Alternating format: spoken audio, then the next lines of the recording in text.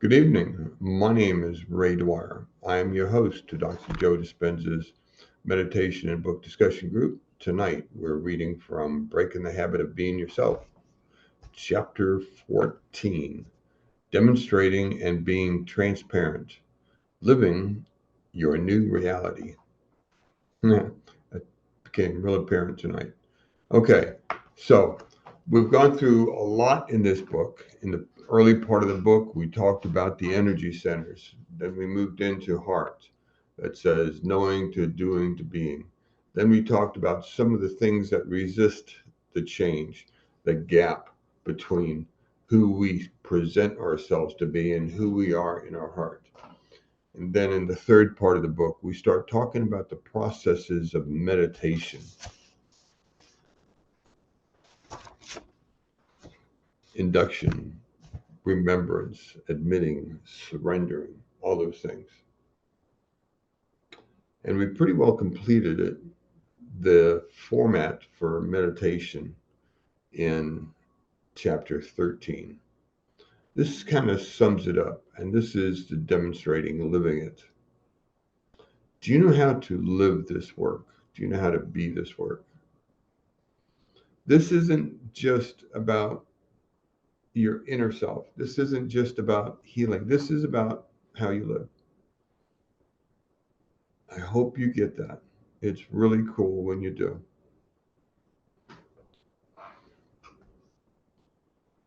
Okay.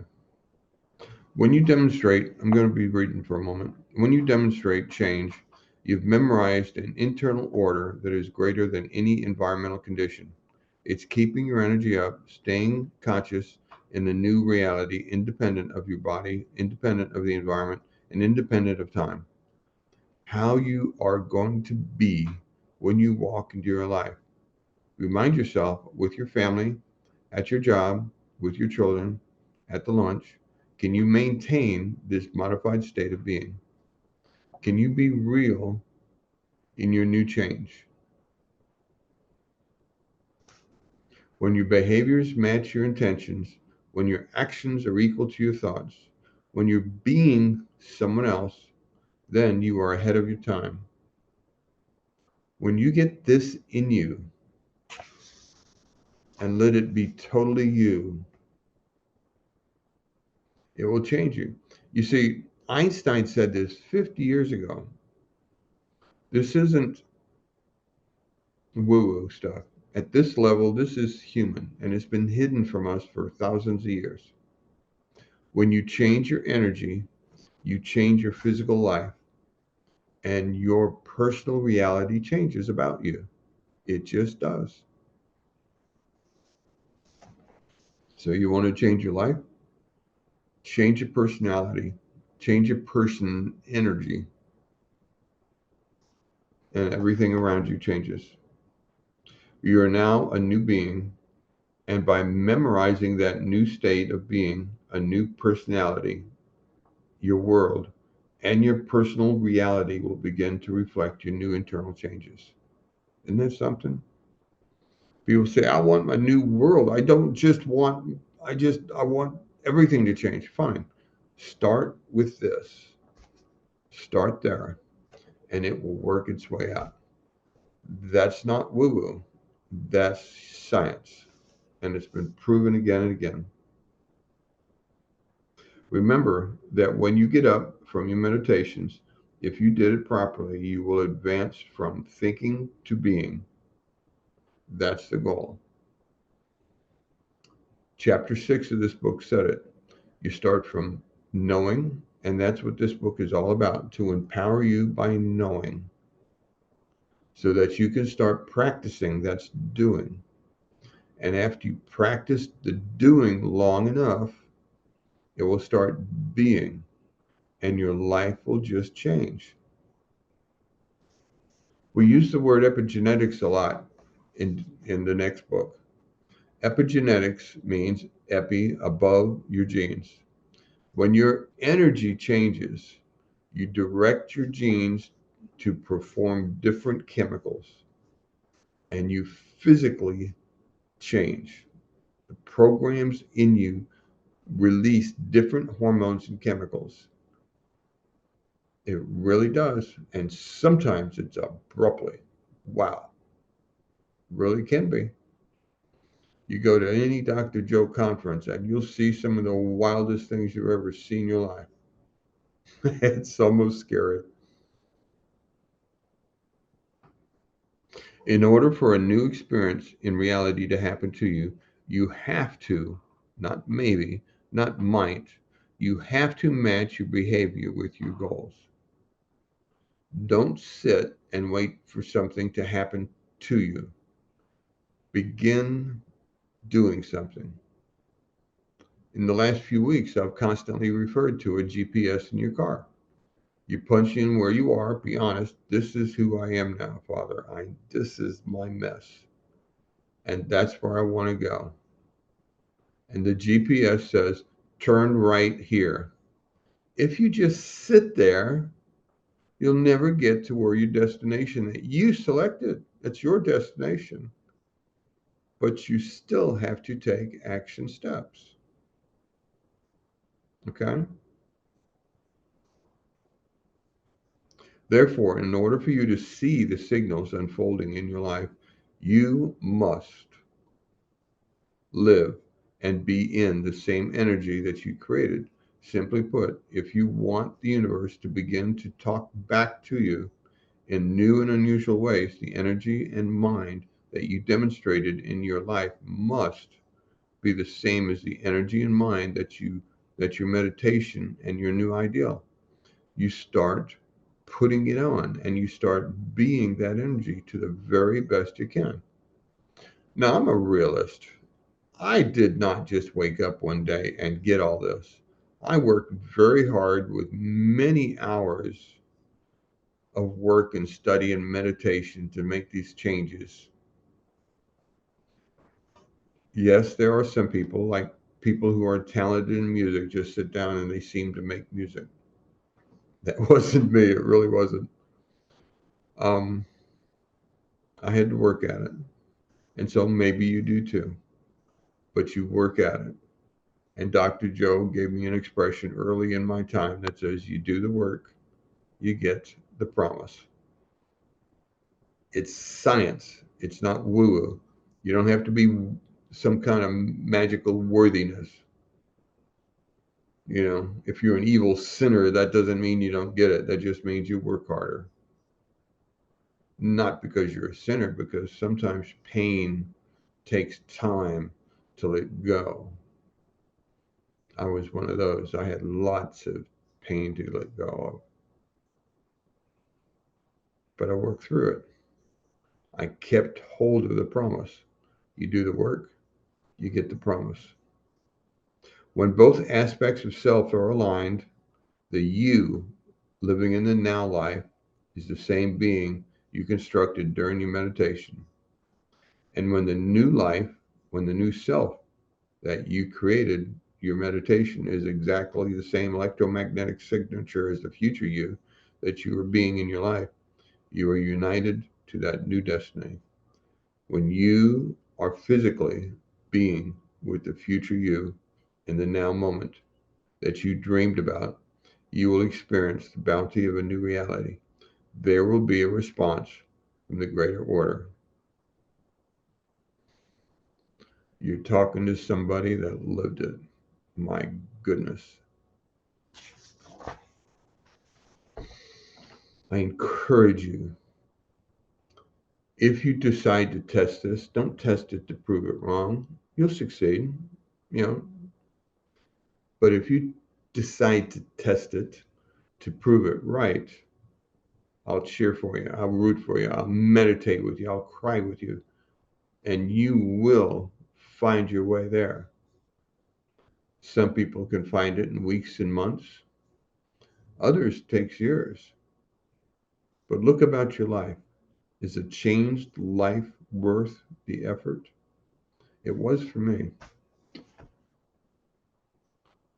When external feedback occurs as a result of your internal effort, you will naturally correlate. When I started seeing little things about my life, little things about my head starting coming in, oh, I was so excited. They were little though. I spent about 6 months sitting in this chair, doing the work, listening to meditation, again and again and again, multiple times a day, often. Nothing. I had so much darkness in me I had to let go of. And then finally it started breaking through, and I started just getting little encouragements. Oh man, that was so great. That means I had started to get through, and that's all I was looking for, is just tell me I'm doing something. And I made it through. Can you be the same person in your external environment that you were being in your internal one? Can you be greater than your present environment, which is connected to your past? Are you able to cease your routine reactions to the same situation? Have you conditioned your body and molded your mind to be ahead of the present reality in front of you? Can you do that? Can you see the reality about you and create a different you, a different life, a different reaction to it? This is the reason why we meditate, to become someone else in our life.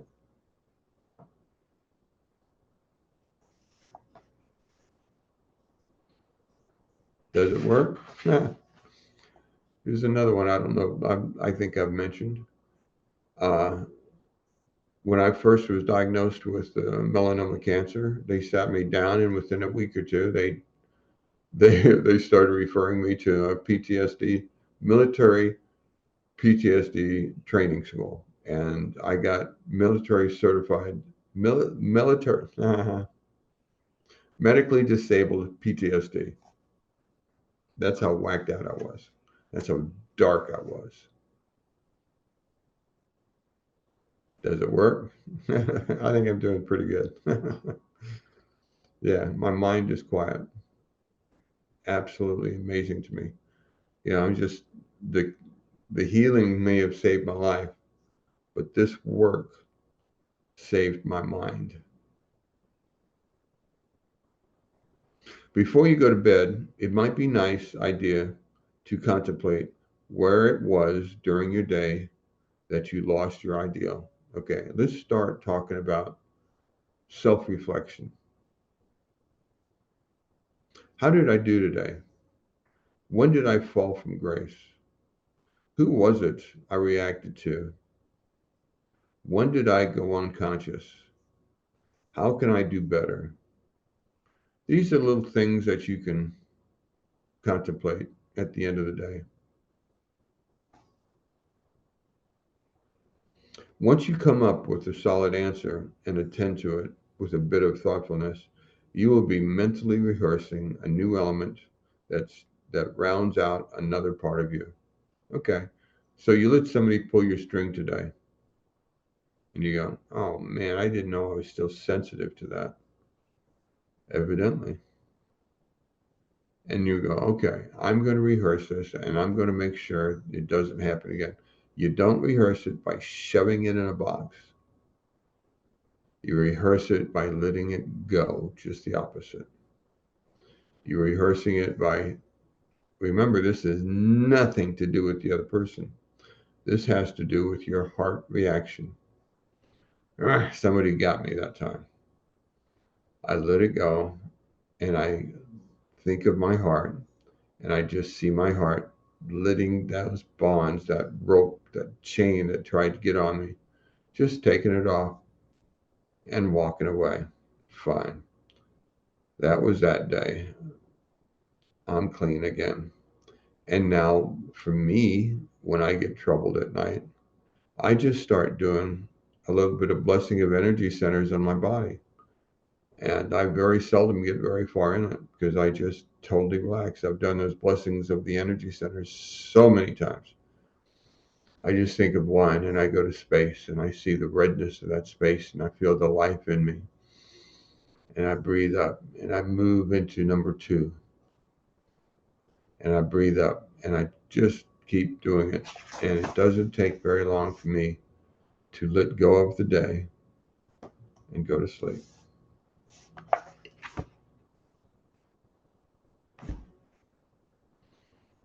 Would anybody like to say something? Let me unmute this. Okay, security. I'm going to allow you guys to mute. There's only a few people on here now.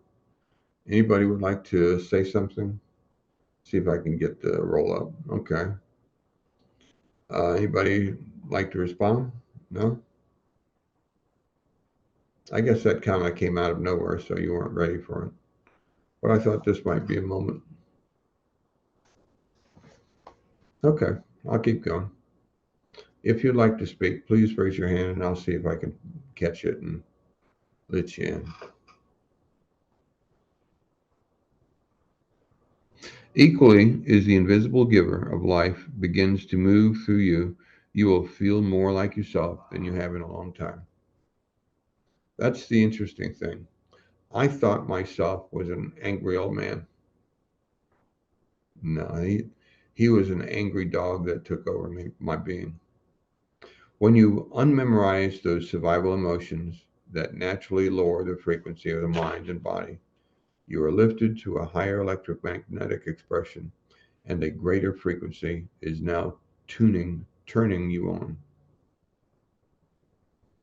And that's how it works for me. Yeah, I get disappointed sometimes when something happens, like it happened earlier this evening. And I just go, okay, I don't even know if anybody wants to come back and talk to me now. But look at this. I get 20 people online. I'm so impressed. They like me. This, I feel, is a beginning of true unconditional love. When you can start letting yourself heal unconditionally, just because the goal is to release, the goal is to be clean, the ultimate goal is to go empty handed into the kingdom, because you can't bring all this past into with you. It doesn't go. So that's the goal. And what you find is that once you really start letting go of things, you learn a new kind of love that's different from the survival love. It's just energy love. It's just turning on a light and there you are. Sometimes something else amazing begins to occur as well. When you feel elevated and joyful, you will feel so wonderful that you will want to share the feeling. That's why I'm here. Yeah, just it's amazing. And I just love that I get to create an environment, not only just Sunday nights, but with WhatsApp. I created a community where people can share and talk and encourage each other. And and there's been a numerous WhatsApp pages that spun off from my group as people have completed their time and have gone off to do more mature work and share their lives and things like that. I just love it. And to think that I contributed even a small way and all that just blesses me. He says, and that you'll want to share that feeling. And that's what I'm doing. That's what we do when we get on here and we share our story and we encourage people. Say this is what I'm doing. This is who we are now. Isn't that great?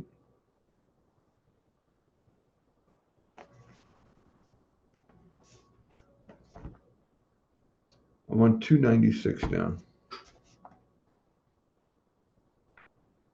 Am I going to read this whole thing tonight? No one's going to talk to me? This is how I end my daily meditation, and I offer it to you as a suggestion.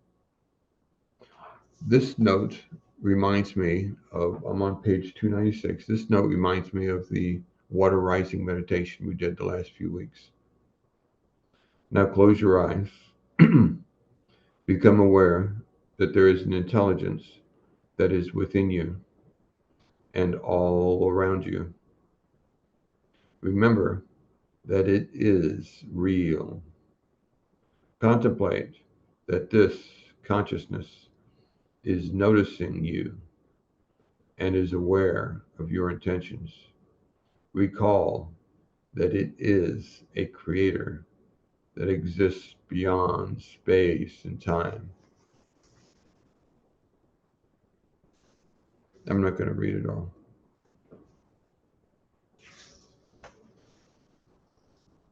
We're almost done. Last page, 298. I'll read this part. Our purpose in life is not to be good, is not to please God. That one slowed me down when I read it. Did you know your purpose in life is not to please God? It doesn't say displease him. It's just like you're not supposed to get up and go, I got to please God. No, that's not your purpose. It's not to be good. It's not to be please God. It's not to be beautiful or popular or successful. Our purpose, rather, is to remove the mask and facades that block the flow of this divine intelligence that is in us, and to express this greater mind through us, to become empowered by our efforts of creativity, and to ask greater questions that will inevitably lead us to more enriched destiny. Did you get that? That's really interesting twist. Our purpose is to express the divine that is in us. That's our purpose. But how do we do that? What is that divine in us? How do we find it? We've talked about it numerous times over the last couple of months. I don't know what my true self is. I don't know what my heart's call is. I don't know what my future self desires. Remember all those conversations? It gets down to this statement right here. Our purpose is to remove the mask and facades that block the flow of this divine intelligence and to express the greater mind through us. That's our purpose. And when we get it right, I tell you, your heart will ring. And when it's new, your tears will flow. What I did to find mine is I was crying out, I don't know what my heart's call is. I would be in meditation, and I remember going into that, finally succeeding in getting that no body, no place, no time zone, and wondering, what now? What can this old broken man do now? And I would reach up my etheric body and go, Father, I haven't a clue. Can you tell me what my heart's call is? And it went before me like a catalog. This. It's like the messengers wanted to know how true I would be. Do I just want, or do I truly desire? We're trained to be very consumer minded. Want. I want this, I want that. You remember when you were young and you look at the catalogs and I want one of them, one of them, one of them. We still have a little bit of that in us, I think. But I was sincere enough that I didn't let any of those wants trigger me, resonate with me. I knew I was after something higher. No idea what it was. But I remember just, oh no, come on, what is it, Father? What is it? And then an angel, a messenger, let's say, a teacher, a guide, kind of charged my mind and presented, what about this, right? And oh man, my heart leaped. When it's right, this center of you, this true you will resonate with it, and you will know that's what I'm supposed to work toward. It's not given like a pill that you take in one time and you're healed. It doesn't work that way. At least it didn't for me. And so I learned the word of what that true self was. I wrote it on my little board here. I've shown you a few times. And I made my little flower with feelings and looks like. And I did that whole lesson that we'll go into in another book. And I did that. I really did. And over time, A little bit got added, a little bit got added, a little bit got added. And you're looking at somebody that's really working on that path. And I'm just still excited about it. Isn't that something?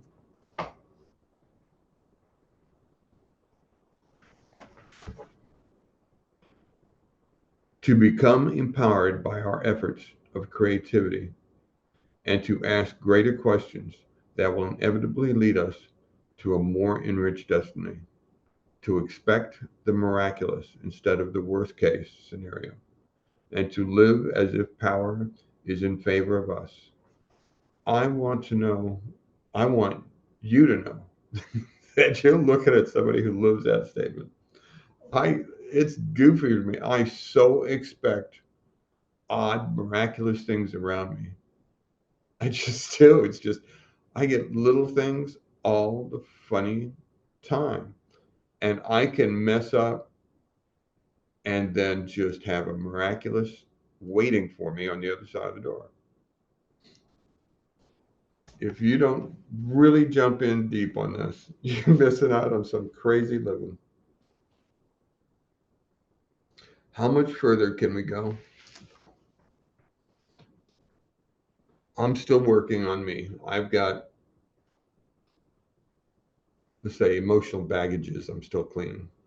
You don't have to be perfect. I'm sure anybody knows me knows I'm still kind of a wacky kind of guy. But how far can we go? I'd say sky's the limit, but the sky's limited. I'm telling you, you are. You ready? Everybody say, I am an energy being. I am an electric energy being. I am a luminous electric energy being. I am an eternal luminous electric energy being. I am a divine luminous electrical energy being. I am a son of the divine Father, heir to the kingdom, and inherit to the infinite potential. I am. That is not an affirmation. That is my declaration to the kingdom. I am. How far can you go? Dr. Joe uses the expression infinite potential. What I'm going to do is I'm going to say goodnight. If no one wants to talk to me, I'd like to talk, but no one said a thing yet. This is going to be the first presentation this year when nobody talked to me. I have a friend that I'm anxious to hear from. My buddy Sean. He's always inspiring to hear. How you doing, buddy?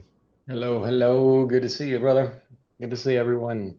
Um, I Olga, I love your question. I definitely echo Ray's sentiment about simplification is it forces while it's kind of hard at times, it or it can be, it doesn't have to be, but it when I find that it's hard, it's because it's forcing me to get really clear on what it is that I want, and I haven't become clear, and I'm resistant to that or something like that. So simplification will do that. Loving yourself just in the moment right now as things are, that kind of thing is a portal to wherever we want to go for sure.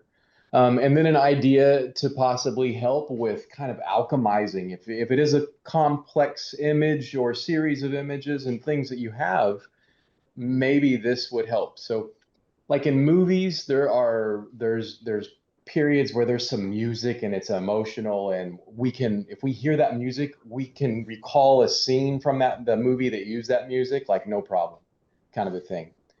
And so if you link some music that is at the same, like in your heart, it sings the song that is your dreams, your desires, your wishes, your wholeness. So you find that music, and then as you're doing the mental rehearsal, have that music going as well. And now you're putting that together so that all you got to do is connect with the music rather than remember all the stuff that you connected with the music. And it'll take you to that frequency.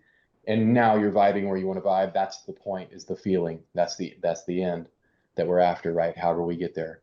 So possible trick. That's it. Very good, Sean. That helps a lot. Right on. Mona, you were very patient a few moments ago, and I was wondering if you still have a question you'd like to talk to me about. Moni, Moni. Okay, maybe not. Well, anyway, thank you, Sean. That was really good. Yeah, the association in your meditations is really helpful. That's how come Dr. Joe uses that really rhythmic music in the background. And I have days when I'm not really working on something in my meditation, and I've got some binaural beat sounds. And if you haven't found that, you ought to hear it. Look it up. Binaural beat for meditation. Very, very cool stuff. And it will really, for me, it's a quick journey into the alpha brainwaves. Nice. It's really nice. Hey, I'm going to throw something else out there that's related to what you brought up, Olga. Because I kind of hold, this is the bar that I hold myself to, or at least it's a nice, it keeps me in perspective of like, how much effort am I putting in? So if Dr. Joe practiced rebuilding his spine until there was not one single stray thought in that meditation, and it took hours in the beginning to get to complete that task, and to not let up until he did it, kind of a thing. Have I done that with whatever it is I'm after?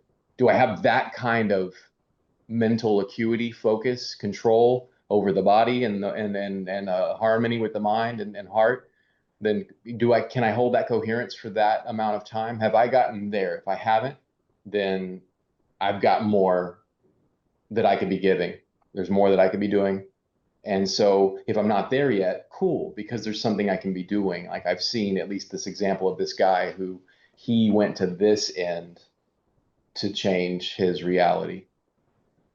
So that's something I keep in mind just as I go, okay, how am I doing? Not to beat myself up, not to judge myself, just to know where am I?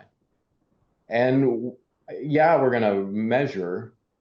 So I can have my good days and pat myself on the back. And then if I have my bad days, I have an opportunity for me as a very critical person of myself. I have an opportunity to love myself instead. And so then I've just fired and wired. So even if I'm not like achieving what I want to achieve, like this is a nice little nugget. If I'm not achieving what I want to achieve in my day, I have an opportunity to heal some other aspect of self. Because in that moment, it's like, oh, I failed today. It's potentially that's what I used to do, is judge myself in that way. I didn't hit the mark. Right? Yeah. Yeah, me too. Yeah. So that neural network fires. You have that chemical released, that practiced behavior happening, and that is where the beauty is, because now I can choose to interject a new feeling, because we practice feeling elevated emotions. So in the middle of feeling the yuck, I can play a different key on the keyboard of life and go, I'm going to bring love into this. I'm going to open my heart right now, even though this feels like crap. I'm going to do it. Here I go. Oh, and now new neural network is happening and dissolving the old network at the same time, kind of a thing. And all of a sudden I took what was potentially a failure of a day, how I used to see it, and I've just turned it into this giant gift at the kind of end of the day or something. So for whatever that's worth, that's how I've applied how I apply like what Dispenza has passed on to us. Yes. Yeah. Rob, I see your hand up. Thank you for doing that.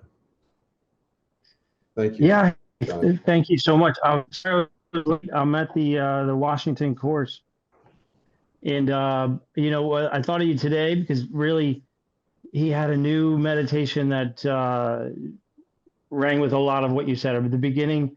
When we started this book, I remember it was a big discussion about you have to replace. You can't just think, I'm going to get rid of this. You have to replace it with something. And so, his he had a meditation, changing boxes. So you go to a dimension where the problem no longer exists. Well, he has a dimensions meditation now, that you go to this dimension and you think of abundance. So you're replacing it. And, as was just said, I'd echo that, a way to even introduce it is said, well, can you go to another dimension? Of course you can, because the thoughts that make you sick, if thoughts can make you sick, thoughts can make you well. So if you get thoughts in your head and you go back to this place and you're in another place and it's probably not even real, you just went to another dimension with your thoughts. So in this case, you're doing it, but now for your benefit. So it kind of tied a lot of things together, and yeah, so thank you for being patient with us and persistent with us. Good advice. Well, thank you for you sharing your heart. Yeah.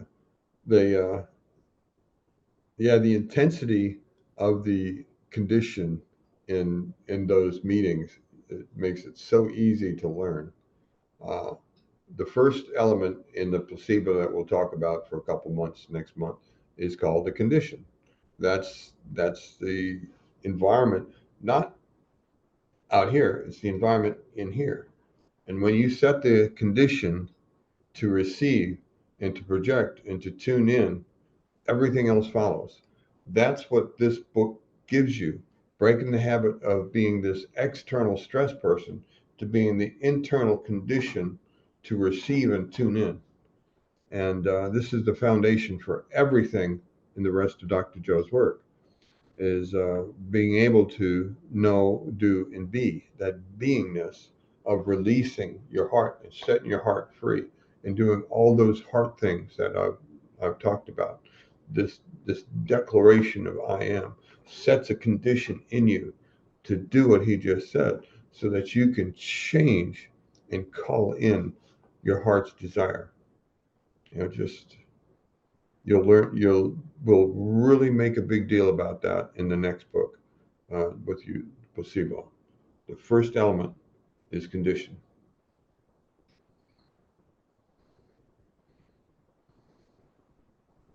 Right, Rob?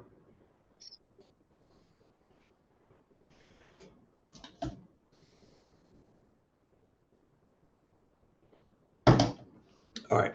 Anybody got anything else you'd like to share with the group? All right. I'm going to turn off the recording and I'll hang around for a while.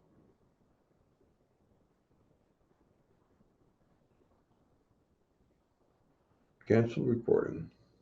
Condition. So There every you condition is expression. It's a flavor, to go on a philosophical bent. If all is one, if there's just one, well, there's all this connection thing that we're figuring out now.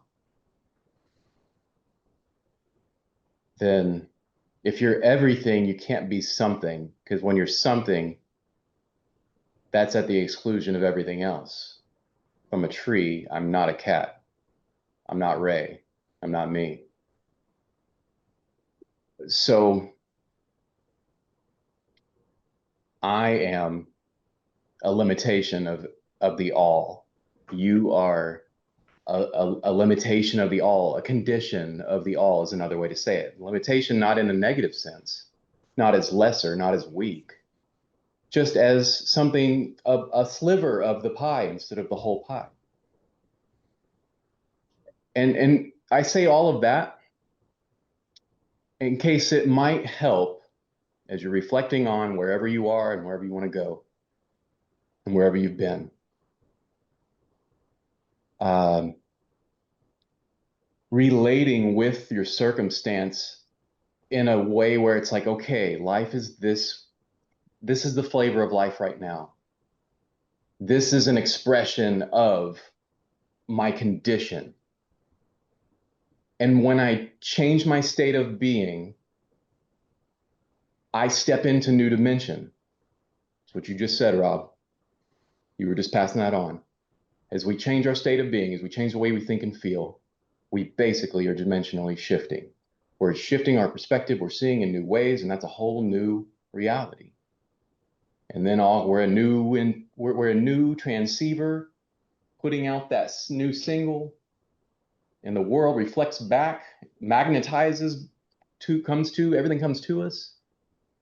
And it was all because of condition.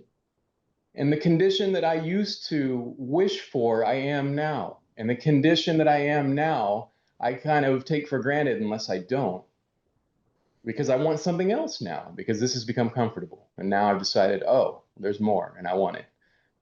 And then I start to pine for it. And then you get the tug of war of like separation. Am I separate from it, or can I become it so that I can experience it? And that state of being, that state, that thinking and feeling, we are practicing, we are learning how to stop thinking and feeling a certain way and replace it with something else. And however we get our belief to where we can do it, that's how we do it. The belief is like a delivery vehicle. You're gonna notice we're all gonna change our beliefs. Some are gonna lock in, right? The truth is truth, but other stuff we realize, oh, that served me a long time ago, but it doesn't do me any good now. Yes. I don't need to close up and protect myself. I'm, like you said, Ray, I'm an infinite, divine, eternal. I'm safe. I can love now, even in this weird feeling. Anyway, I'll stop talking. There are hands up. Much Right. love. Yeah.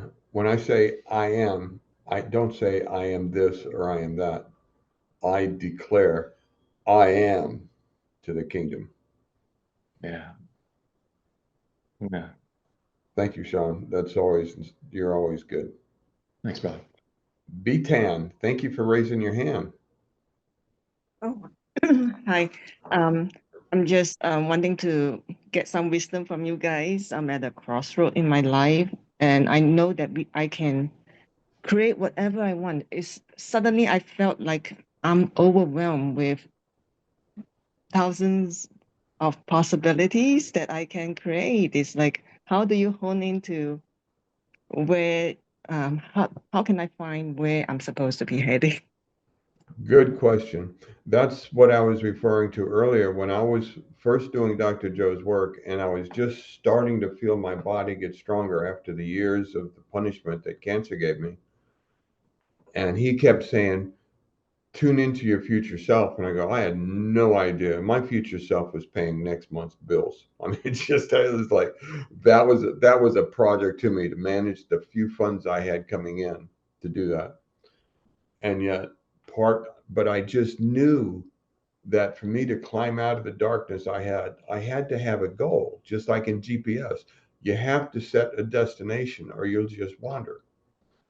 And so in my meditations, I would tune in and get as high up as I could in my limited skill that first year and seek the light above us, that divine inspiration that we all is part of us, our higher self. And I just honestly said, what am I supposed to do now? I'm everything I knew is obsolete. I have no more skills that are pertinent. I guess I could be a door guard at Walmart or something. What am I supposed to do for my life at this point? Why do I get up in the morning? And I just started seeking that light above me. And it did not come the first day. Nothing came to me easily. I spent many hours in all the inspirations I've got with earnest heart. And one of the things that I've noticed, and I've talked to others, is that there's a house cleaning happens at first. What about this? And what about this? And what about this? This consumer society. And your heart knows all that is just distractions that society has given you. And you just wait because you just keep seeking the light of your higher self in the kingdom above. And one day, for me, I felt the energy of my teacher come to me, and he said, "What about this?" And my heart leaped, and I've been after it ever since. Just so you simplify it. You really know what you don't want. I saw a video once of Dr. Joe, and I thought it was just hilarious. This is in the early years where Dr. Joe would walk through the audience and people would ask him questions. And this person said, I don't know what I want. I don't know how to get to my future self. And I saw Dr. Joe put his head down and think a minute and says, okay, do you know what you don't want? I said, right. Okay, I want you to think about what you don't want. Get it in front of you and get angry at it. Okay. Now turn around and go the other direction.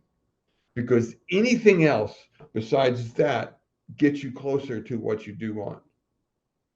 Sometimes we can't call into our mind what we do want because of all the clutter of our stressful life. Our survival is shouting at us. But we sometimes really, really know what we don't want. I just had enough of that. Dr. Joe said, just turn around and go the other direction. You don't have to etch this in stone. This isn't pick once and you're stuck.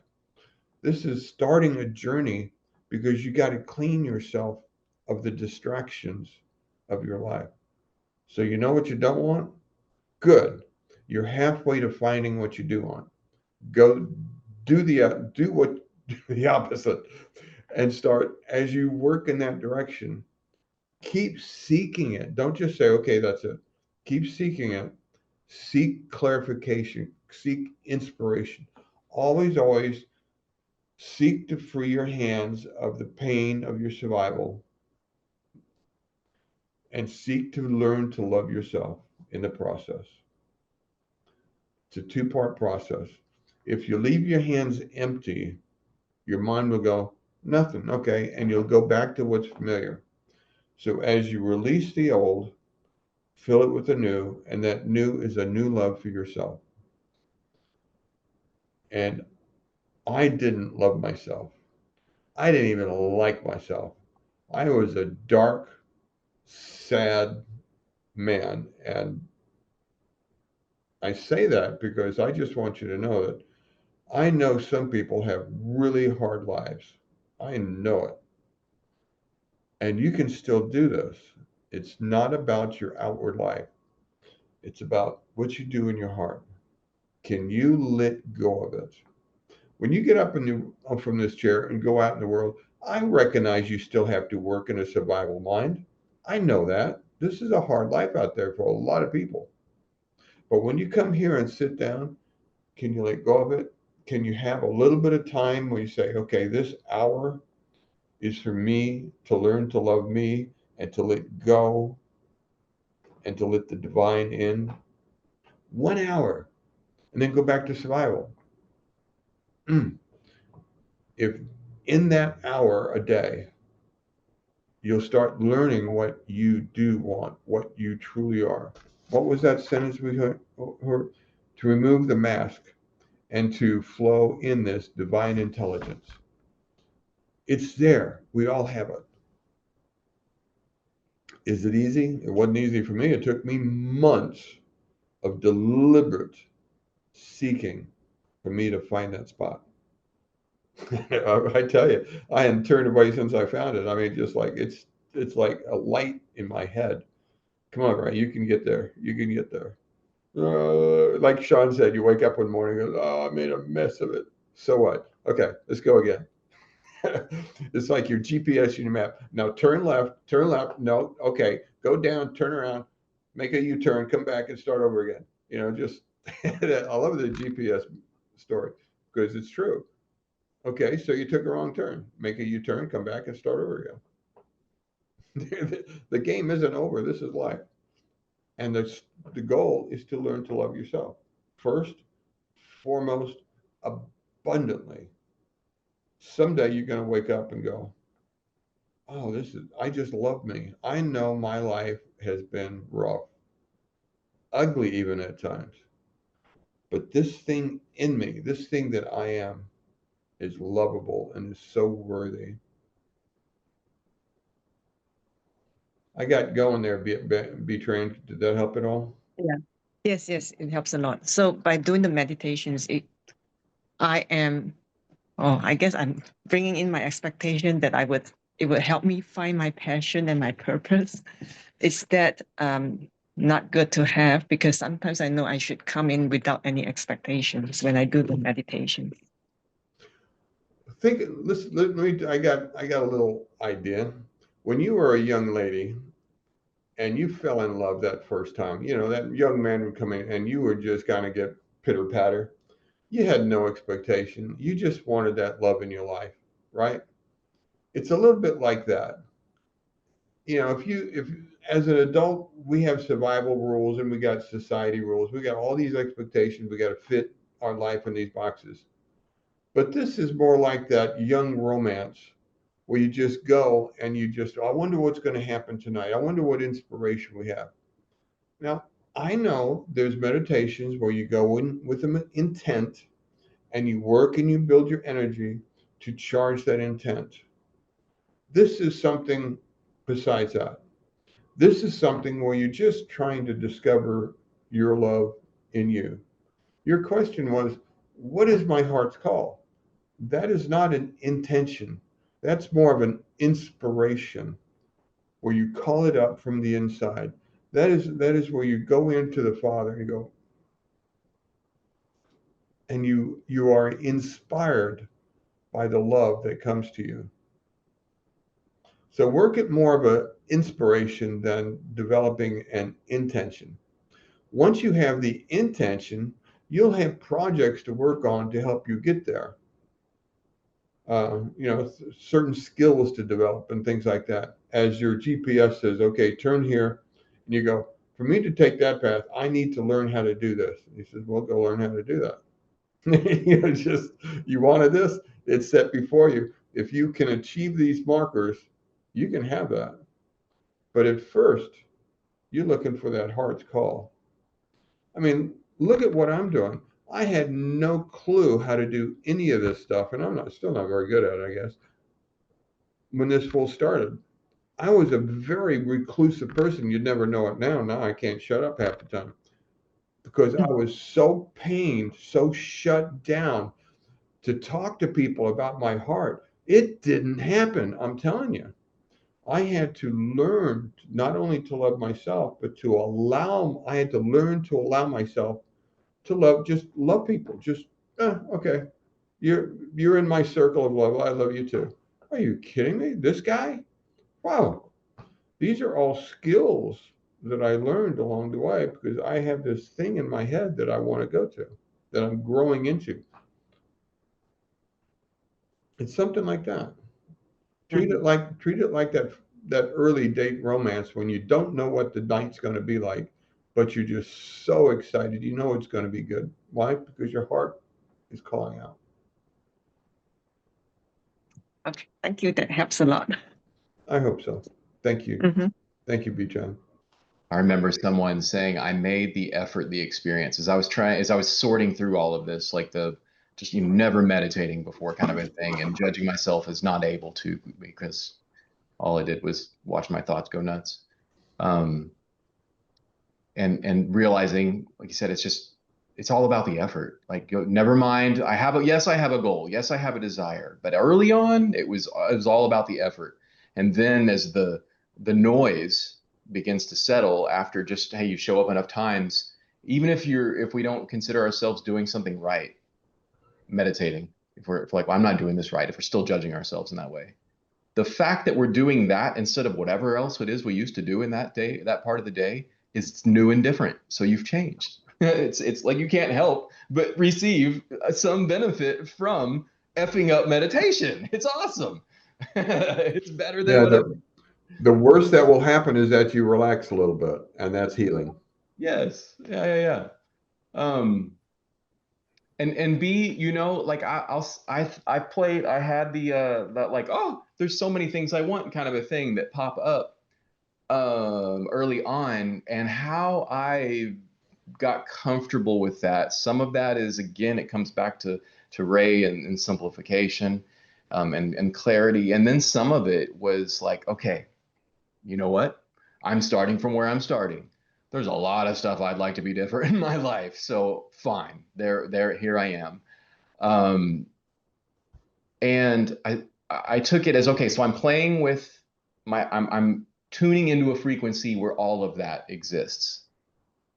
And so it became about tuning into the frequency, tuning into the feeling, and not about the details of my desires. I shifted how I related to them. So I'm relating to the feeling. And in that feeling, in that state of being, that way of thinking and feeling, that's the dimension where all these wonderful things exist. Yes. So it's like, The thinking about what you just listed is analytical. That's cranial. The feeling is heart, and it's all about your heart, because your heart will magnetize the body to draw to you what you're wanting. yeah. Oh, thank you. And that reminds me, one other thing I wanted to say is in that like question of, hey, I just love this stuff. What am I going into meditation to just be still and silent and listen? Or am I going into meditation with a more specific intention? And the answer is like, yes, one is an inhalation of life, one is an exhalation of life. It is life. It's the movement of life. So, and you know how often that cycle repeats itself, I don't know. I think it changes for me. Oftentimes I just want to go be Sure. still and listen. Exactly. And then sometimes I'm like, ooh, I need to practice feeling and thinking this way, or imagining this scene that I want to experience. And yeah. Sometimes you go in to practice something. Sometimes you go in just to rest, like sitting on the beach and just get it washed. And sometimes you go in to do a job. Okay, I've got a work to do today. I've got a coherence healing. I've got a project. I got an intention. And I go in with a worker's mindset, and I pull up my memory of all the things that I've learned with Dr. Joe, and I get my discipline involved because I've been practicing it. Remember, this is a skill, and I put on that skill, and I get into it so that I am flowing in it. I tell my body we're going here, and I've done it so much that I just flow into this state now. And so it's not just one thing. I have a menu of things. I have rest. I have practice stuff where I'm just doing a practice. I have an intention. Sometimes the intention is for me. That's a different mindset than an intention for somebody else. Sometimes it's a true coherence healing. That's another mindset, another energy thing for me. You know, there's different skill sets that I've developed. Right. The repetition, yeah. Many repetitions.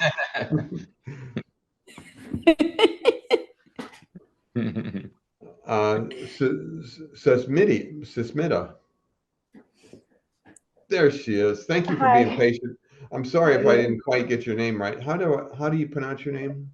I go by Sue if that's easier for you, but it's There you go. Smita. Uh, Samita. Okay. yes. I'd like to respect your name, Samita. Thank you. Yes, yes. So I'm so glad to hear the story about Thursday that you kind of discussed because I had messaged you and I was just so happy to hear that, I knew that if someone could just heal themselves, it would be you. So I'm so glad to hear that. Yeah, Um, you should have. I would have liked an audience to watch the doctor explain to me when I had all these symptoms that they couldn't find nothing. Not even, I mean, they wanted to blame my cholesterol. For those who know what cholesterol is and stuff, a high number of cholesterol was 125. That's the normal high. Okay. That's called a healthy high. Mine was 127. And they wanted to blame all these symptoms on my 2 points higher. You know, you gotta be kidding me. That was the biggest thing that they could find. And all I could think of is, okay, give me an hour. I'll push that number down too. I just didn't think of it. and that day I almost came for the breakfast because I haven't been to the Breakfast Club. I keep hearing about it and I wanted to go. If I had met you and I had seen you, I would have told you, Ray, we need to go to the hospital just because Oh of yeah. all the symptoms you had described. Oh, I it was was like really shocked. weird. I So, mean, I couldn't yes. feed myself. I'm going, Yeah. people are helping me with forks, and I You drive. had it clinically what they call is all the classic symptoms of a stroke where you can't Oh, lift your absolutely. hands Yeah, and, I had so this kind of thing on my side of my face. yeah, drooping of one I side. had all the symptoms. You should have seen my wife's face when I got home, and I'm still going like this. She goes, Oh "What?" my God. And we Yeah. were in the car 10 minutes later. Just all she had to do was get dressed, and we were gone. Went to the emergency room, and they didn't even look twice. They looked away. You know, they said, "Move your arm." I go, "Oh shit!" Anyways, the way they went, they gave me the full blown treatment for stroke, and yet by the time they were done, nothing. And look at me, and I'm ready to go back to the gym and exercise. Wow. That is something. So Crazy. I had a question, Ray, Sean, anyone also on the group who's been practicing this. I've been doing this work for a year. Like I went to the retreat last year and I've been doing the work since last year. my question is like, just to generate all those elevated emotions, the feelings, the thoughts, emotions, everything while you're meditating is one thing. I'm able to do that well. But then the rest of the 23 hours, 20 hours, whatever, when you're doing your day-to-day, your job, interacting with family, friends, just to keep that elevated state, what do you do in your practice, or how would you say just to keep that elevated emotion, feelings, thoughts all day long? How do you stay in that state of mind all day long? Okay, let me start, and then Sean can chip in. He's always really eloquent and things like that. First of all, don't pursue the feeling, pursue the state of being. The feeling, like an emotion, is an effect of the beingness. The beingness is love and freedom and grace and joy and lack of fear, lack of anger. Just by doing that, that means I am no longer angry. I don't walk around the place looking, fearful of every boogeyman that I walk by. All those things that pursued me all my life. I deny their claim to me. I am free. I'm holding a state of beingness that is an open-hearted person. I live my life now, not in a corner, but I pour my life out on the table and say, examine me. You're going to find this a hoot. It's just, and so I'm just this goofy old man now that just can't believe his own story. Just like, and so I've got this feeling, and every now and then I can communicate that feeling even to dogs, because dogs communicate in alpha theta brainwaves. And I can't do it all the time because I'm sometimes busy headed, but it's the state of being that creates the feelings. Put the first thing first. And the state of being takes practice. It is a skill. I am not telling you to go down the highway in a state of alpha and theta as you're cruising down the highway and get blessed out. I am not telling you to go into a state of flow at work where you all do and you zoom out. I know some jobs are extremely stressful and demanding as all get out intellectually, cognitively, you know.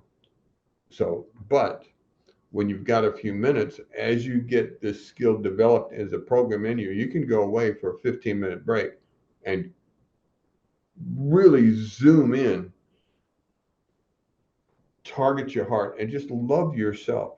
Don't even stretch to love someone else, something else, somewhere else. I am a divine expression and I am loving me. And just once you convince that inner self of that, you can change your energy real quick. Did that Thank help a you. little bit? That really helps. Um, I was also thinking, I had been meditating twice a day, like once in the morning, once at night before going to bed. And I was like, okay, I need to take mini breaks. I work from home, so maybe taking mini breaks and just, meditating for like 10 minutes whenever I catch a break. I don't know if that would help. I'm gonna try that. But I was like, Yeah. how do I do that? I just keep thinking about like, okay, how do I get to that state where I'm at all times you feel that it's not just that 1 hour, because I'm totally blissed out when I'm in that 1 hour with myself, Hmm. but then what about the rest of the day? Yeah. But just And remember, things come and just it's like you're trying so hard and then something comes and it just catches you off guard and then you're like, okay, I'm just restarting the cycle all over again. that's it. We live in a survival life. I don't have any illusions about that. And I know that sometimes we step in it, but as long as you always keep in mind what the goal of meditation is, the goal of meditation simply is to put away your survival mind and step into the kingdom. That's the goal. To step into the kingdom, you've got to let go of all of this that we're programmed to make we need to do for survival. It's not a bad thing. You need to do this holding on to all this list that we requires in this very complex society. Okay, but can you develop the skill where you can sit down and instantly let go of it? Boom, put it on the table. Okay, now do this. once you get that skill, it's staggering to what it does to you, because you'll carry a little bit with you. And pretty soon you'll have, most people will receive from you at least a little grace. You'll come across the adversarials, they're out there, and deal with them. But can you do that? And so you take this practice and it's like living the walking meditation. That's the art of the walking meditation. Can you go through a walking meditation with your eyes open? People walking by you, go kind of looking at you like, "What's with this?" The zombies are out this morning. I love that look I get. We have a group here in Dallas that walks, and there's like more than 20 people get together sometime once a month or so, and it's like a whole group of zombies going. And it's a busy walking trail down the lake, and it's just a hoot to see. Every now and then I turn and look at them, and they look at me like, "What are you doing?" Just yeah. Well, anyway, so that's the skill. Remember, the purpose is to free your heart. Free your heart. Those 10-minute meditations is to do that relaxation. Okay, you need to relax this, but the purpose is to open your heart and just get a little grace. If you make those make that the goal of those 10-minute meditations, it will give you a direction. That way, you won't say, okay, I'm supposed to go through these energy centers and do that. No, that's good. But the purpose, the goal, is to free the heart of what you were just holding on to for just a little while. Okay? That helps. Thank you. Thank you. Tiffany, welcome. Hello. This is a continuation of our conversation, which is just for others, desiring reconciliation with my husband. And I think when we talked about that, I think the objective was to cultivate forgiveness. Always. And so I guess I was wondering. Let me be more specific. Forgiveness. Not forgiveness there. He has his own life to deal with. Forgiveness here. When you love yourself enough, you'd be surprised how easy it is for someone else to love you. So, and I don't know how you feel about Esther Hicks, but I love her. I think she is the coolest lady. Oh, okay. Awesome. Well, I was listening to some of her videos on YouTube, and she mentioned like you have to just care about your own joy. Isn't that what I just said? Mm. It's different expression, it seems, Yes. forgiveness and joy. Because I think I've been grieving a lot, and I've been in a super low vibration. And when he left, I was in a really bad vibration. I had just started back going to school full time on my master's, and I had just gone back to work after 4 years of not working after the Army. And I was on a stimulant medication just to try and meet the demands of what I was trying to accomplish. And I was just out of alignment. And in that space, there's a demise of my marriage in a sense. My husband leaves. So, and she talks about contrast and how contrast helps illuminate what you really desire. Right. So, that's kind of what I was referring to when I said, tell me what you don't want. Now turn around and go the other way.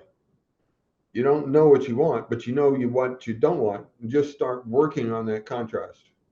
Well, here's the thing. Like I had done Dispenza's Abundance online course that he recently came out with, because I was in this mind state of, I'm a veteran and I receive a check every month.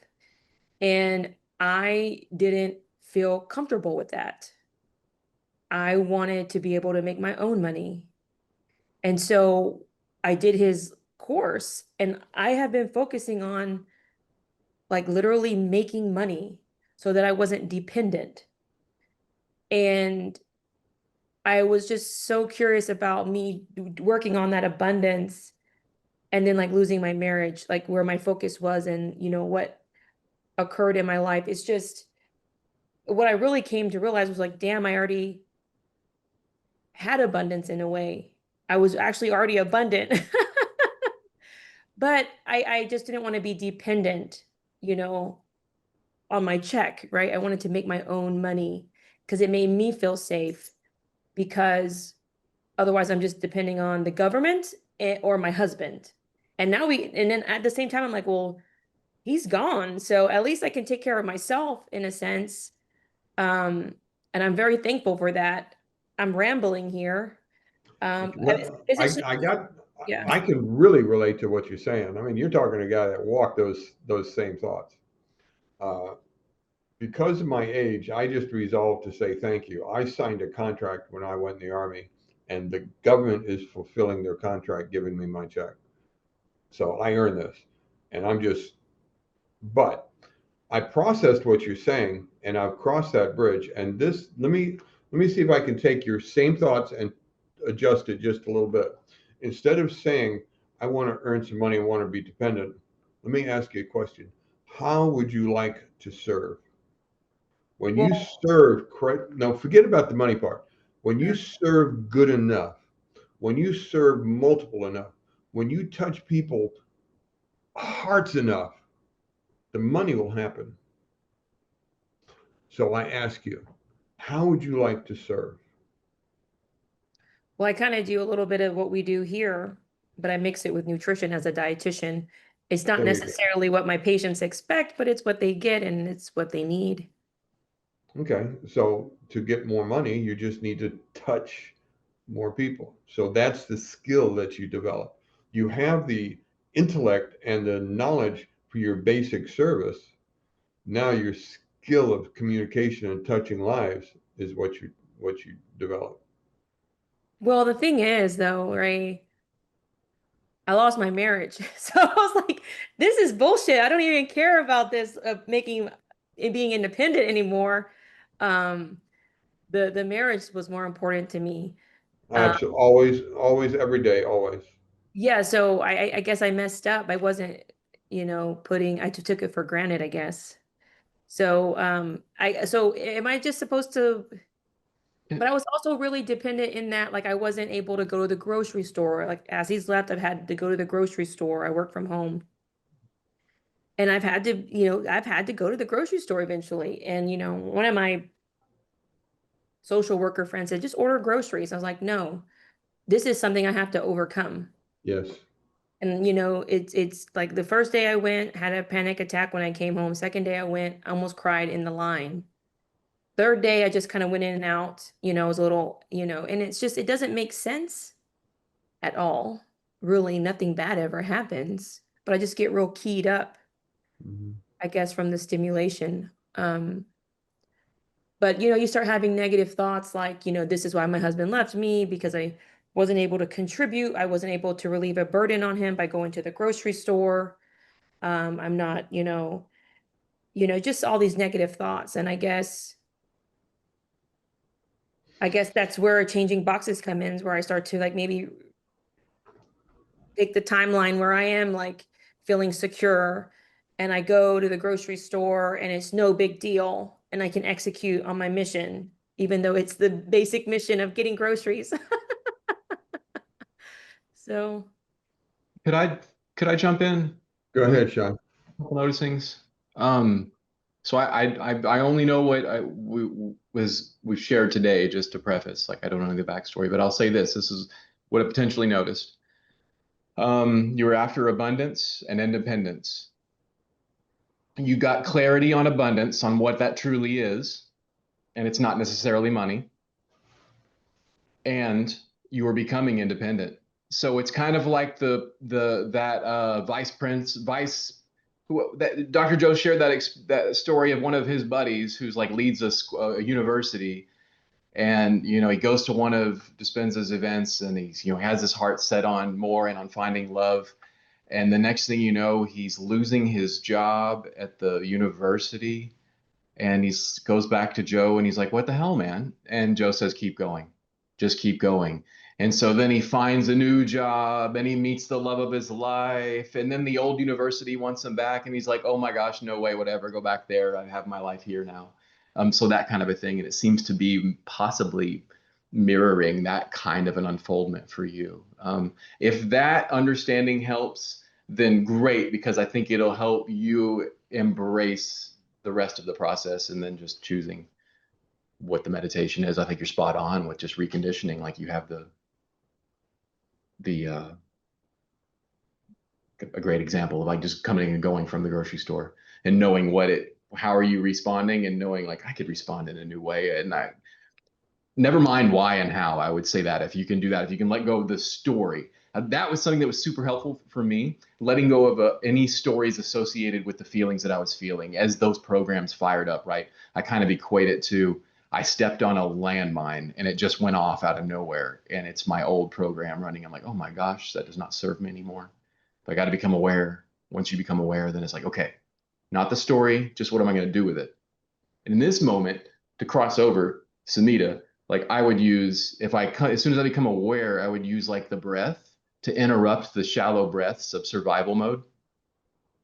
When we're in survival mode, we're breathing shallowly, typically, is how I've just kind of surmised the biological approach to changing my state of being. So I got to take nice deep breaths into the stomach. Once I become aware of like, oh, I need to change my state, all the way into the belly. If I'll do that for 90 seconds, I've interrupted whatever chemicals were flowing through my body that had me feeling the old beliefs, the old program. And so again, I've just pruned a network, and I'm firing and wiring a new one just because I'm responding a new way and differently. And so breath is a great way to do that, just to throw that out there. But yeah, I hope that is helpful. Thank you, Sean. Yeah. Changing the story is everything. It really is. There's different ways of saying it. Changing the story in the series of studies called the Miracle. What was that? Well, anyway, a Course in Miracles. That's what it was. They used the term change the meaning. I like to just say change the connection, whatever that is. And if you get to another teacher, he'll probably use another thing. It's all about letting go of the energy for whatever purpose it is. And the events, whatever how ugly or good they are written in the book of life. That doesn't matter. What matters is how you hold onto them. Quit it. And quit holding onto it. And is it easy? No. It took me months of hard, deliberate work to do it. Was it worth it? Oh my God, it's worth it. To have peace of mind, there's nothing like it. It's I run out of words. It's changed my life. It's worth learning how to let go, change the story, change the meaning, break those bonds, whatever terms that fit for your story. Give it over. Yeah, Sean. Yeah, letting go of those stories. Is it easy? Often it's very hard. The brain cells are so tightly wired to it. But you can do it. It's a human thing. That's why I know you can do it, because it's just a human thing. Something that helps me step out of the story is again, once we become aware, is asking myself, do I want to be right, or do I want to be happy? Or do I want to be free is the word that I use. Do I want to be free of this? Yes. I couldn't even aspire to happy. I just wanted to make the ugliness stop. Can I get free? Yeah. May I Yeah. ask about like alcoholism and stuff? Like, so say my husband's like, okay, I'll be candid. I can see the credit card transactions. So I know that after he left, he's like gone. He's in my interpretation, like a dark place. Just because like how expensive the bar tab is. And he was sober for 6 years prior to that. Like in that space, like my assumption is that his vibration is pretty low. I mean, you know what I mean? But anyway, I can't control that. All I can do is work on mine. Yes. And I guess that facilitates the other in a sense. Because I almost feel like even though we're separated, it's still like tethered, tied. Absolutely. And I can still feel it. And it's a burden. There's like a heavy vibration. And I almost feel like if I can elevate mine, it might affect him in a way. I think so too. While that energy tie is still there, it might. Yeah. So would the objective be to not really focus on the relationship? The Um, relationship so much is your resistance love. Your relationship is based on you loving you. That is the relationship. As you love you, you will help heal him. When you love you, a mother heals her children. When a mother loves herself and forgives herself her pain, her children feel better. Her household feels better. Everything about her, she is the heart of the home. The man may build a house, but it's the woman's heart that makes it a home. And if her heart is broken, it's just another place to sleep. Wow, that's a big job. It is. It is. There's I can do it. yeah. But I had a that's what spiritual awakening in the army, and I guess I needed another one. Like I only got so far with it, I guess. that's right. This is a growth thing. It's not a pill that you take and you're done. We're growing. We're discovering who and what we are. How do you feel about antidepressants? Like we probably talked about this. Like I finally accepted taking them again because I was just having a hard time. It was just the low dose. I was given massive antidepressants while I was on my cancer medicines because they were more afraid of suicides than they were the cancers. Yeah. And That's yet, 50% of the people on that medicine committed suicide. Antidepressants have a place, but don't take it unless you're absolutely falling off the shelf and need to be rescued. Otherwise, this is the answer. Learn to change your energy. Learn to love yourself. Learn to let go, and you will be better off than any pill in the market. I've walked this. I'm telling you what I experienced. If you're not one of the people who can work on this and let your heart break and heal, then take the medicine. It will rescue you. But if you will if you will let your heart break, forgive you, learn how to forgive this thing in you, and it's start feeling love again. Not love this or that, just lights on. Then you okay. won't need it. Yeah, I mean, I think I was trying to avoid the darks, the dark thoughts and the spiraling. Um, but I'm not in the army anymore, and it's just I was trying to avoid the grief. I was trying to distract myself. Perhaps I go back to work a little bit more. I only have like 3 clients right now. Um, to have more things occupying my time since he's not here to occupy my time. But so many great things have occurred since we've separated in that just natural things like I've always wanted to lose weight while I'm losing weight. It's like unintentional. It's just other there's positive things that are coming out of it. I'm more independent, which I actually really did desire. Um, Didn't Sean mention just a minute ago that little things will start happening to show you are on a healthy path? When you break a road that you're on and you start choosing a healthier path for you, you'll start seeing little things. That Sean just said that in there. You just said that's what's happening to you. So there's your little signs. Dr. Joe says that when you start working, little things will start happening about you, little serendipities that will confirm that you're doing things right. There, you've got them. So you're working in the right direction. and you're asking the right questions.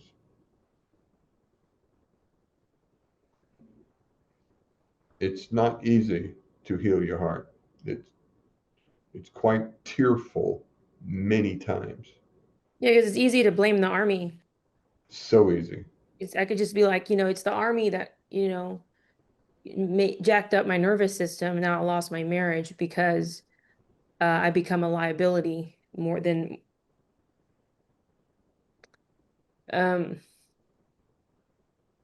more of a liability than an asset. It But was some thieves, that's what there's there could be something going on with them. Of course, he went to drinking. I think so. There's that. I may be personalizing everything. But it's hard not to. The ego gets really hurt, and I know this is also about releasing that ego. yes, Forgive. ego survival. Yeah, Yeah. But thank you for the chat. yeah, yeah. It's I learned to hate my enemy with a venom. I was sick with it. It took me years to understand that I was no different on a man-to-man basis than my enemy. What was he doing? What was I doing? We were both just trying to survive in an environment that made us be where we were. And that's what scared my husband, because like he left because he was scared of me. And I recognized who he was scared of was the soldier. It came out like I'm very feminine now. But in that moment that I felt threatened, my marriage felt threatened. Your training came out, your military training came out. Yeah, and it's shocking to someone who's never seen it. It scared the shit out of him. Yeah, I can imagine. I'm sorry, I didn't mean to laugh at you. I'm just laughed at my own memories. Yeah, yeah. And I didn't even know that, it was like Swiss cheese, blackout, Yes, yeah. So. And all you can do is go, I'm sorry, and walk away and go, oh man, I made a mess of that. Yeah. So you talk to somebody who really walked that path. Oh my goodness. There's some. Go ahead, Sean. Well, I was just gonna say there's a lot in this for you, Tiffany. You can feel it, right? Feels like you're on the edge of just, you could burst open into tears kind of a thing potentially, and that would be one of the most beautiful things you could do for yourself, is if that is there. Just let it break. And then feel the pressure release after it's all come out, if you don't resist it, when you don't resist it. You don't, and that's that kind of stuff, as we're releasing it in that way, in that fashion, we don't have to understand it.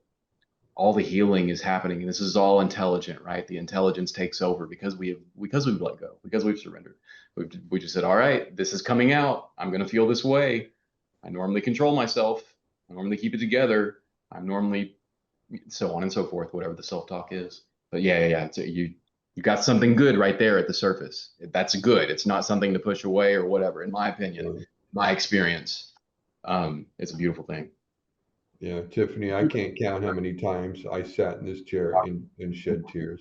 Like you're brave, you're beautiful, you're strong. This is awesome. So you were unmedicated.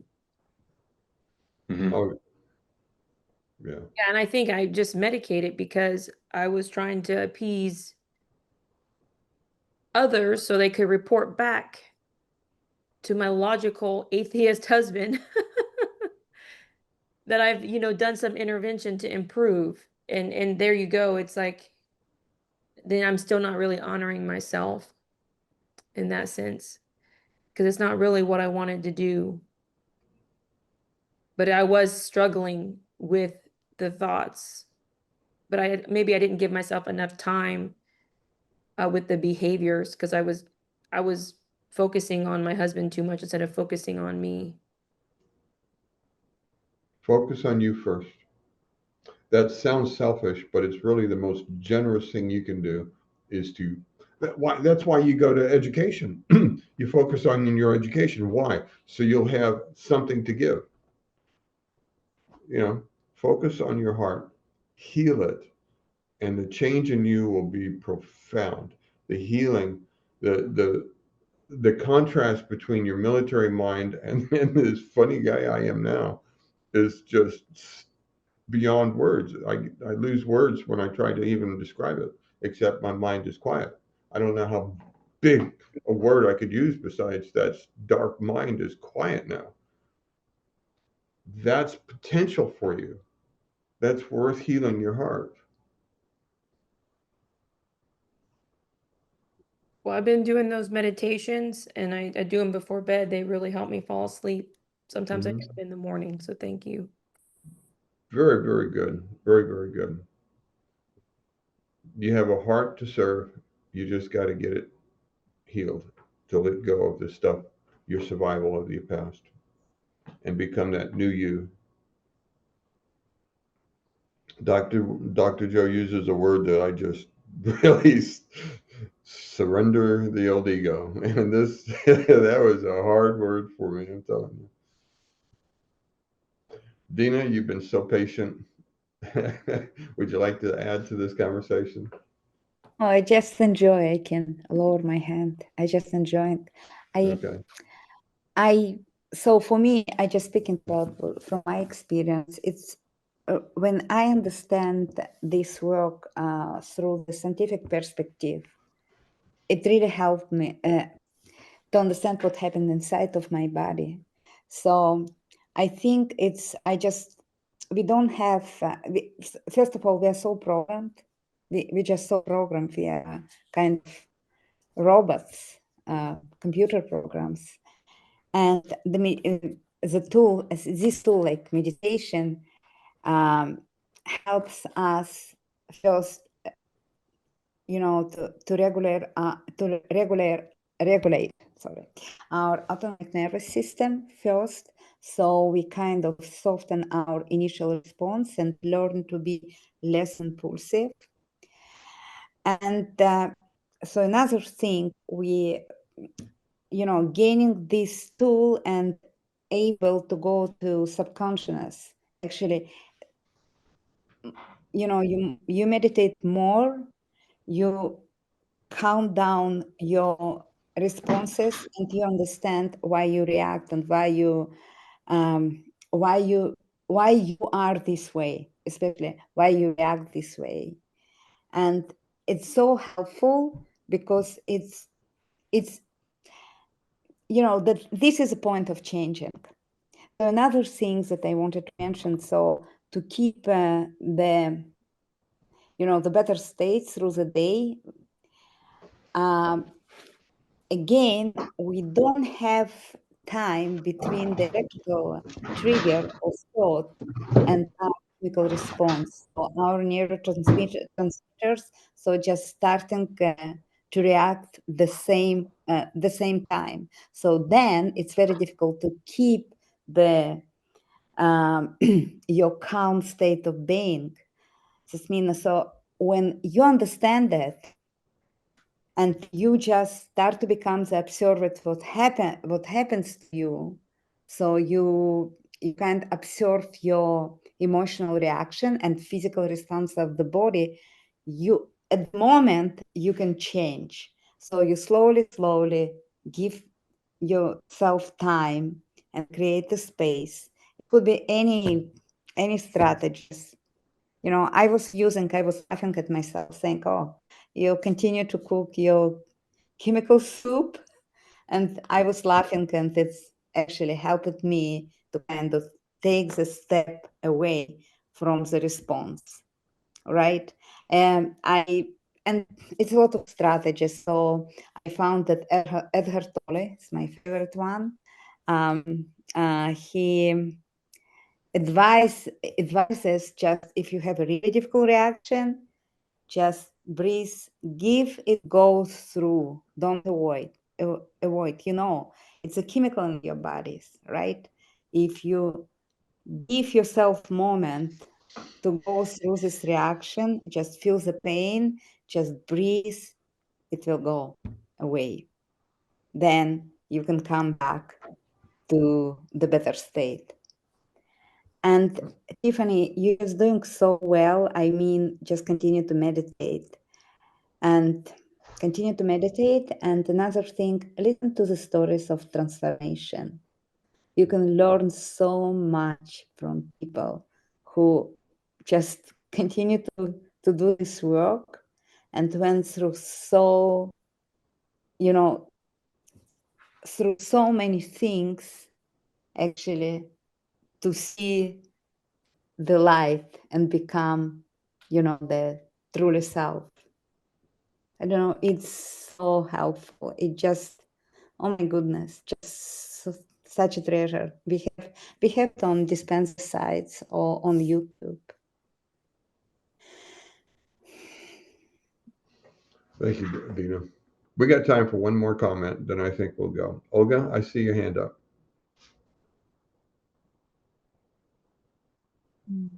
So I just want to refer to Dina's late comment that she mentioned Eckhart Tolle's teaching that we should kind of breathe through negative emotions, don't be afraid, to help to release these chemicals, right, in our body. And it's kind of answer on the question which I asked you last time when I refer to maybe chapter 12 or 11, where Dr. Joe said that we shouldn't be afraid of these negative emotions. We should sit and feel. And from the other side, he recommends to change. So it's partly question, partly just discussion. So timer, I should turn it off.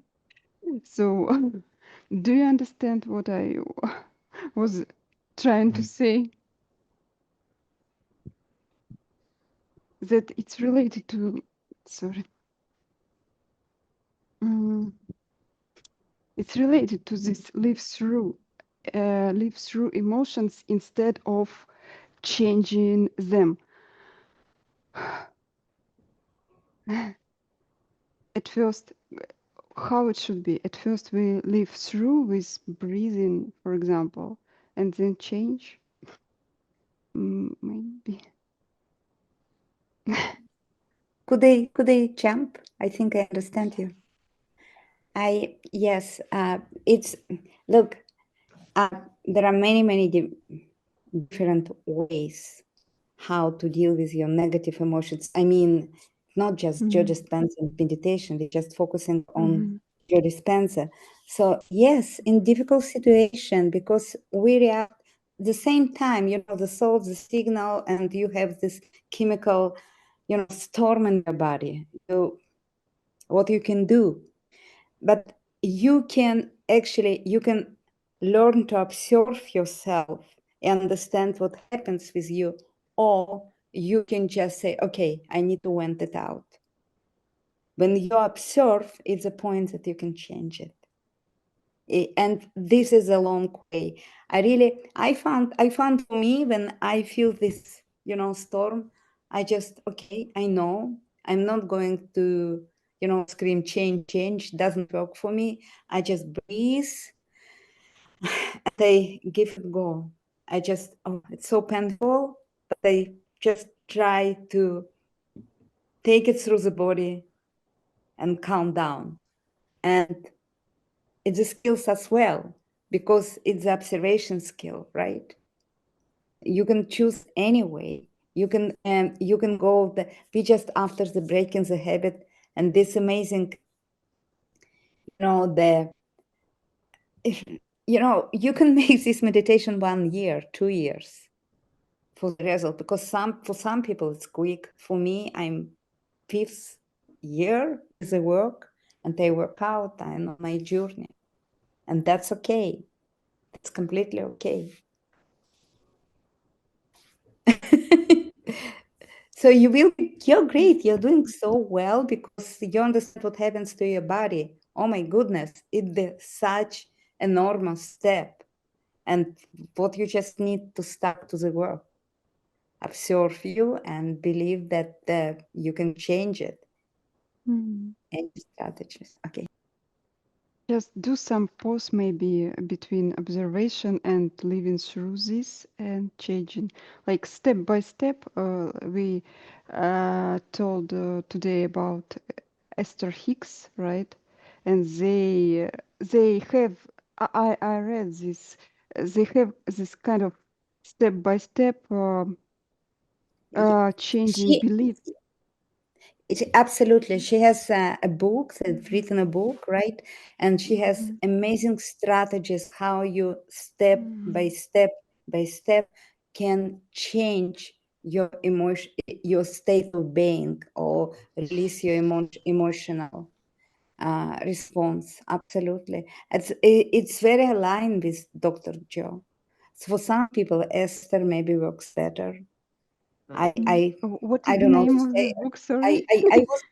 I found Dr. Joe while I 3 years was listening to Esther Hicks, to Abraham. I mean, I found Dr. Joe in the video. What is the name of the book? Can you From my please? experience, I love to meditate. Huh? I love. Dina, what's the name of the book? Oh, I don't remember. She has a Don't few remember. books. Okay. Okay. I don't, but I will find. I can find and I put it on the chat. But If it's yes, not difficult, if not, I will find it somehow. no, I can find it. It's just she wrote, I think, a few books, 4 books or 4 books, I think, and one is the guide for the strategies. But I love the strategies. So Ray, you mentioned today, if you know what you don't want, you know what you want. It's here, the stick is the 2 ends. Go with the flow or against the flow. Just that's from her strategies. It's the same. It's all holistic psychology. Okay. I'm just was quiet. So everything is beautiful. Well, thank you. I'm going to do my ceremonial, put my book away. We've finished the book, and there's my bookshelf. I feel like Mr. Roberts, where he puts his hat away or sweater or something. There, I just put away the book for Breaking the Habit of Being Yourself. In 2 weeks, we'll start You Are the Placebo, and I assure you, it is every bit as much work as this book, and every bit as much healing and surprises. If you haven't been through this book, you've got some prizes. And even if you haven't been through it with me, because I've got some surprises for you. This book is the book of self-healing, and I'll help you discover that. All right. I think it's time for us to say goodnight. And it will be 2 weeks, June 8th. And if I get inspired or something, I'll post in the WhatsApp and maybe we can do something next week, but that's a maybe. I always miss it. I mean, every weekend I go, oh, I don't have it. I want to see my friends. So maybe I'll come up and we'll just do them. I know what I just thought of what I want to do. I want to get together next week and do that meditation we messed up tonight. How's that for a target? We'll target that for next week. No promises, but maybe next weekend we'll do that meditation that we messed up. And I'll play for you the introduction to it so you'll have some idea that Dr. Joe is wanting to help you get across. And then we'll listen to it. It's a 45-minute meditation, and I think it's pretty special. Okay. We'll see if I can put that together for next Sunday. I won't post it in the meetup. This is going to be, in the meetup group. This is just for the WhatsApp group. I think we'll like that. So that's what you call inspiration. Okay. Good night, y'all. This was a heartfelt talk like it always is. Be blessed and do the work. Bye-bye. Thank you, Ray. Much love, y'all. Bye. Thank you.